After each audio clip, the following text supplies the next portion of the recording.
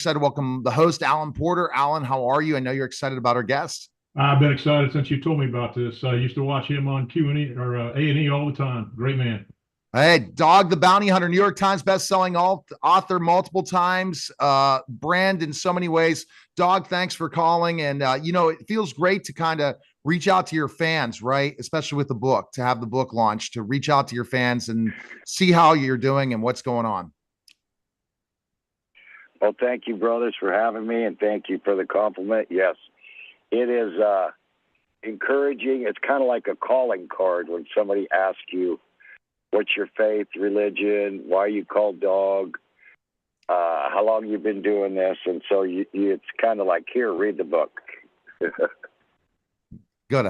Well, you've written that New York Times best-selling book. Why write another book? Now, I've written several, but my stuff updates all the time. But why'd you write another book, Dog?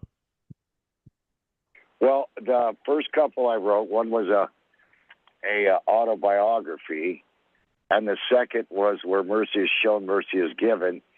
And this one is, completely different about my walk with God, my faith, 9 lives and believe me, still counting.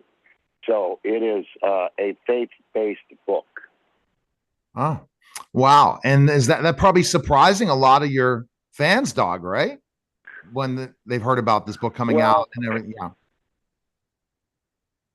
Well, I don't know, because of course, if they are a fan, they watch the show on A&E, and some of the compliments I get, or the things I get told to, is that we see that you put the guy or girl in the back seat, and after you allegedly beat him down, and then put him in the back seat, give him a cigarette, and pour Jesus on him. So I think everyone knew that and knows that, I have a faith. And so I explain what my faith is and what my religious beliefs are. Well, I bet it was hard to relive some of those times in your life when you're writing this book. I mean, the things that you've suffered with cancer, it's really affected my family too.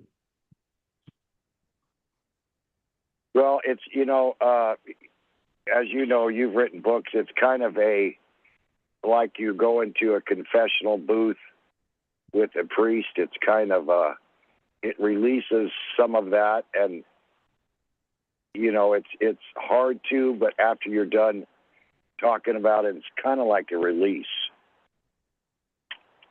Right. Yeah. It's a release. So that release every time and reliving it, but you're also reliving in your book some amazing things that have happened in your life as well, right? Yes, there's a lot of tragedy. Of course, everyone has had tragedies, and some are, worse than others. But each time there was a tragedy in my life, there was always a miracle that happened right after, where God, it never goes away. Grief and all that never goes away. But God can heal quicker than, man says time heals all wounds. And the Bible said, I am there to heal your wounds. So it's amazing how, and again, it's not, Dog's been through so much. There's billions of people that's been through more. But it's the things that I personally have been through in the book. Well, Doug, I can understand it, because my daughter had breast cancer, and she almost died. She's 10 years cancer-free now. But what did you learn most about yourself by writing this book? Well, what I learned about myself, I don't know. I mean, I don't understand. I was able to speak my mind. The first couple books, for instance, I have seen 3 angels in my life I knew were angels. And the first couple said, book company said, I'll give you 1 angel and let's leave the others out. Where Nielsen's book says, they verified the stories also, every company does, but they said, we don't care what you talk about, you're going to talk about God. And, they verified the stories, the scriptures, and it's just again, it's a story about my walk with God and the redemption and the miracles that God has done in my life so far. And it's still, and counting means things are still happening on a daily basis. Wow. And is that crazy? Every day when you live a life that you believe, right? You have that belief and you have that faith. Every day can become an exciting day for you if you have that in your life, that spirituality. Right. And there is, everyone wonders, is there really a God? So besides science now is, the science is changing their mind a lot. So as far as in the sky and how far is heaven and all that, but after reading this book, I've talked to several people that I don't say were atheists, but didn't believe in God that much. And I had a guy write me last night that said, "Dog, you changed my life. I believe in God so much after seeing what he's done in your life." And that's the purpose of this book. And I say that in there, is for me to leave a legacy besides being Dog the Bounty Hunter. Yeah. And that legacy, Alan, when you agree, is huge, isn't it, Alan? To leave a legacy. It's absolutely huge. I mean, you look and see, you can't judge a book by its cover, but when they find out what you're really all about, Dog, you're an inspiration to people. Well, thank you very much. A lot of, I had a reverend lady come up to me last year and say, "Oh, Dog, I didn't know you were a Christian. I watched your shows." And I thought, well, didn't you see the Backseat Ride? And then South Park did a little skit about us. And Carmen had, was Dog the Bounty Hunter, arrested this guy in the hallway and set him on the bench to go into the principal's office. And Carmen told the guy, "Here's a cigarette, and brother Jesus is Lord."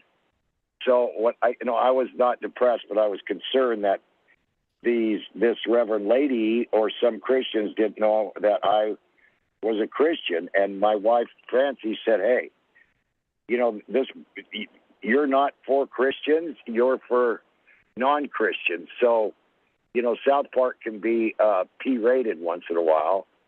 So the people that aren't Christians or not reverends, they know that's my people. They know that, I am a Christian and I stand for God. Okay. Do you think this book will become a movie? Is that a hope for you? The next phase? Oh, I have no idea. I thought the first book, you can run, but you can't hide, would. But, usually it's like in autobiographies or movies about people, it's like an artist. It doesn't happen till after they pass away. So probably after I'm gone, I would imagine that there would be a movie, Dog the Bounty Hunter.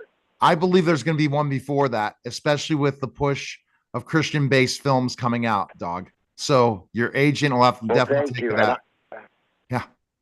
Thank you. And of course, I've thought about it, not to say that. And Justin Bieber would be a perfect Dog the Bounty Hunter. Pamela Anderson would be a perfect Francie, and so on and so forth. So I would, from your lips, as they say, to God's ears. Awesome. Well, I'll make this happen. Okay. With my film company. So I'm going to go reach out to your team at one point. We appreciate it, Dog. The book is available now on Amazon and all finer bookstores. Make sure you go to independent bookstores as well. 9 Lives and Counting. Thanks, Dog, for stopping by, and enjoy the rest of your day. Dog, it's a pleasure meeting you. Aloha. All right, take care. You're listening to the special simulcast of the Neil Haley Show and Strategic Wealth Strategies.